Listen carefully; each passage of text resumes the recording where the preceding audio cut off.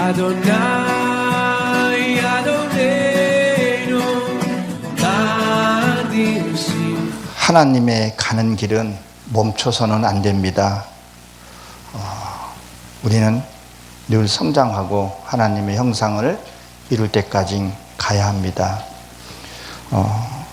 오늘은 요한복음 2장 1절서부터 2절 한 2절만 은혜를 나누어 보도록 하겠습니다.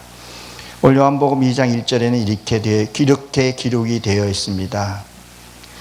사흘째 되던 날 갈릴리 가나의 혼인에 있어 예수님 어머니도 거기 계시고 라는 말이 기록이 되어 있습니다.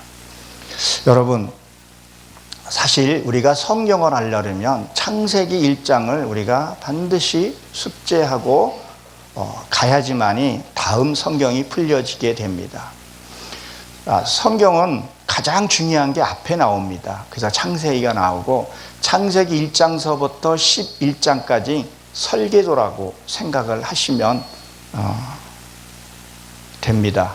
그래서 설계도를 알게 되면 우리가 어디가 고장나고 했을 때 바로바로 곤쳐서 쓸 수가 있듯이 그리고 하나님이 천지 만물을 창조하신 거 틀림없습니다. 그러나 거기에 창조의 그 속에 하나님이 감추어준 비밀이 있죠. 하나님이 첫째 날 무엇을 창조했죠? 빛을 창조했습니다. 그래서 그 빛을 창조하시면서 요한복음 1장에 해석해 놓은 것이 있습니다. 그래서 요한복음 1장에 뭐라 그러죠? 빛이 왔을 때 어두움이 깨닫지 못하더라. 그래서 그 빛에 대해서 얘기를 많이 합니다. 그리고 둘째 날은 여러분들이 잘 알다시피 둘째 날은 뭐예요? 물과 물을 나누시고 그 나누신 물을 하늘이라 칭했다 그랬어요. 그걸 궁창이라 그랬었어요. 그 궁창은 낙해하라 그러는데 바로 인을 치다, 도장을 찍다, 확증하다. 그래서 그것을 하늘이라 칭했죠. 여러분, 이 하늘이라는 것을 보게 되면 그게 하샤마임으로 이렇게 되어 있는데 우리가 하늘 그러면 우리가 보이는 하늘은 하나입니다. 근데 원어로 보게 되면 그게 복수로 되어 있어요.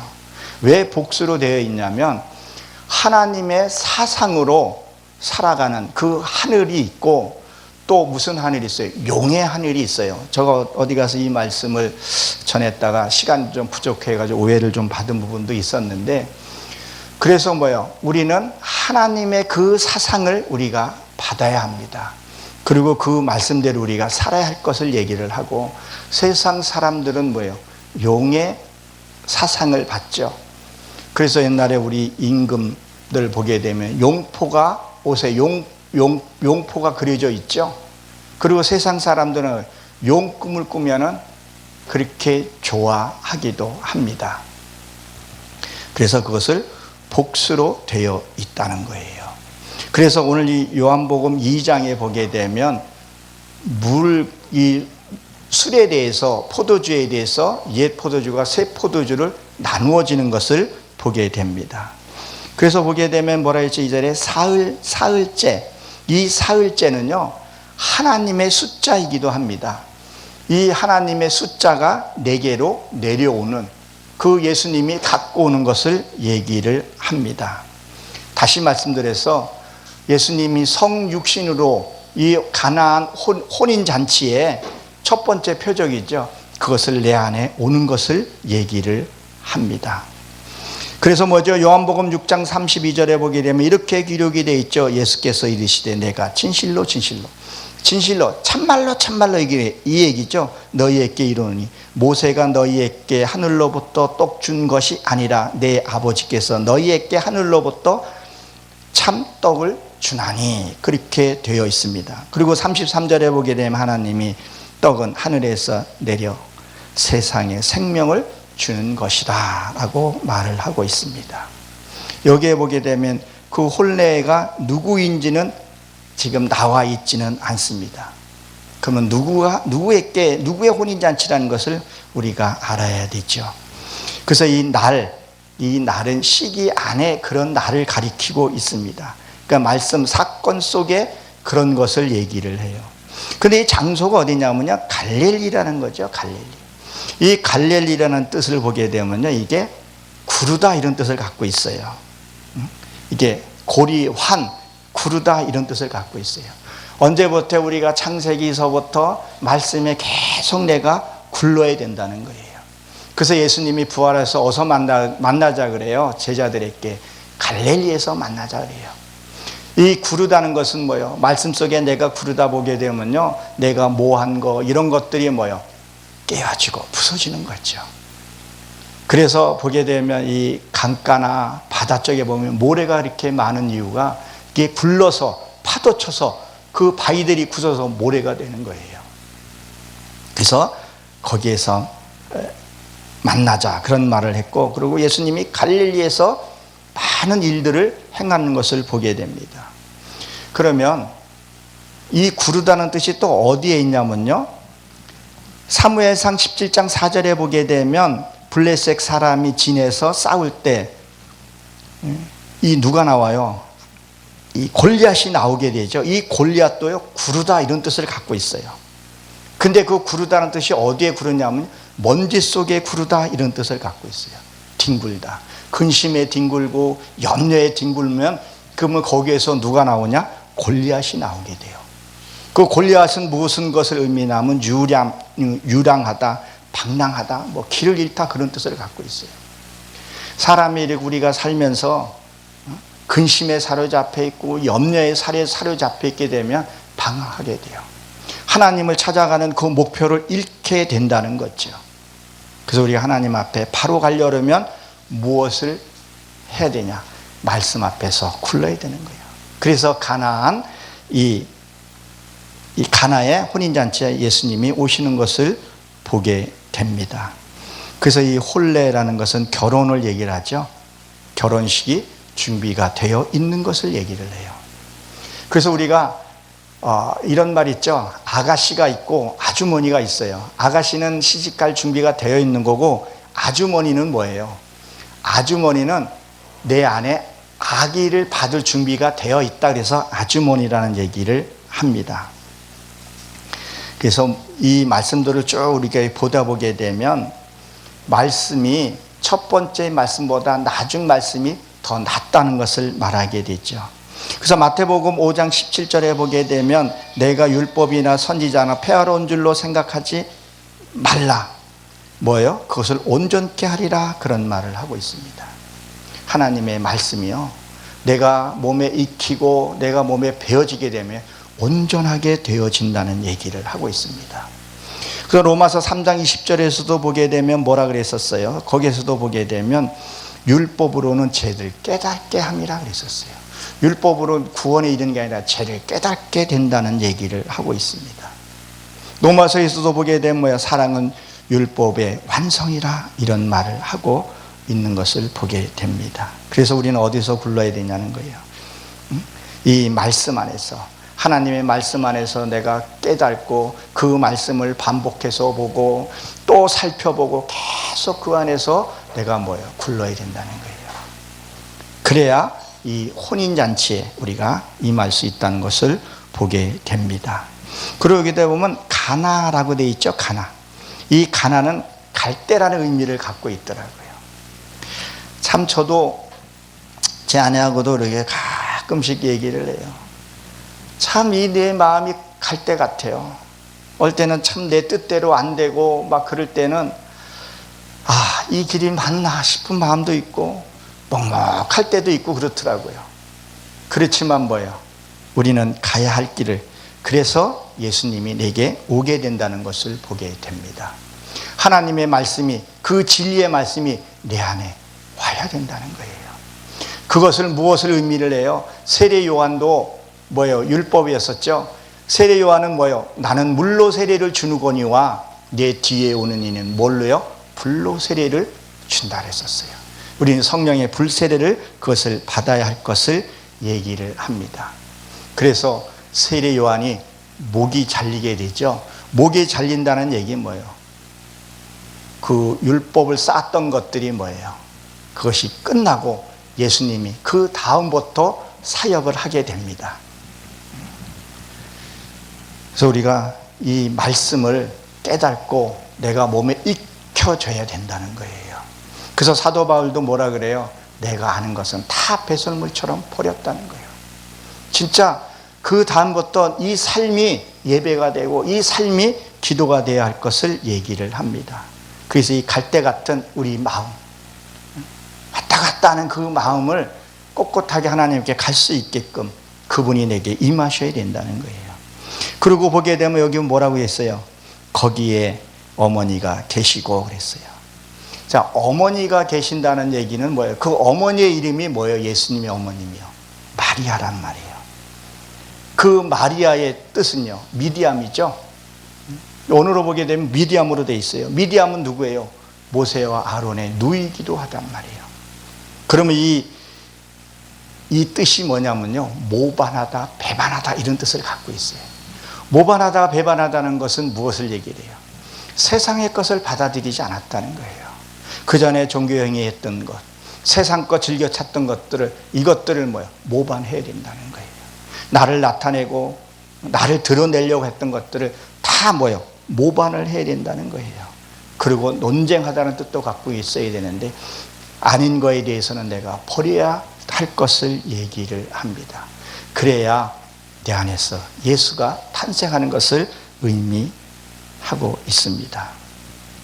그래서 히브리서에서 보게 되면 뭐라고 기록이 되어 있냐면 히브리서 9장 10절에 보게 되면 이런 것을 먹고 마시는 것과 여러 가지 식는 것과 함께 육체의 예법으로 개혁할 때까지 맡겨두신 것이라 그랬었어요. 무엇을요? 개혁할 때까지. 이 개혁할 때까지는 철저히 바로잡다, 회복하다, 뼈를 곧게 세우다, 상징적으로는 상태를 회복하다 이런 뜻을 갖고 있어요. 히브리 성경에서도 보게 되면 똑바로 만들다 이런 뜻이에요. 뼈를 바로잡다는 뜻도 같이 갖고 있다는 거예요. 마틴 뉴턴은 뭐예요? 종교 개혁을 해서 우리의 그 개신교를 바로 잡아줬다면 이제는 내 심령 속에서 말씀 안에서 뭐예요? 바로 잡아야 할 것을 얘기를 합니다. 완전히 개혁을 해야 된다는 거죠. 하나님의 뜻이 무엇인지 우리가 분별해 나가야 할 줄로 압니다. 그래서 1절을 한번 정리를 좀 해보게 되면 사흘째 되던 날, 이 사흘에는 3이에요. 하나님의 그 사상이 내게 임하는 것을 얘기를 해요. 그래서 뭐라 그래요? 하늘의 수는 3이라 그랬죠. 그리고 땅의 수는 4라 그래요. 이걸 곱해보면 얼마가 돼요? 3, 4, 10이에요. 그래서 낮 12시간, 밤 12시간. 낮은 천국을 비유하고 밤은 지옥을 상징을 하고, 그리고 그걸 또 12 더하기 12 더하기 하면 얼마예요? 24라는 거죠. 그래서 24장로가 나오게 됩니다. 하나님의 수는 우리가 갈 때는요, 곱하기로 넘어가야 하는 것. 그래서 하나님의 그 사상이 내게 임하게 되면 어떤 일이 있는 것을 우리에게 보여주는 얘기입니다. 그리고 2절에 보게 되면 요한복음 2장 2절에 보게 되면 예수와 그 제자도 혼례의 청함을 받았더니 그랬었어요. 지금 보면 뭐예요? 이 혼례라는 것이 주인공이 지금 어떻게 보면 없는 것을 얘기를 해요. 신랑 신부가 지금 없다는 얘기일 수 있죠. 여기 나타나는 것들이.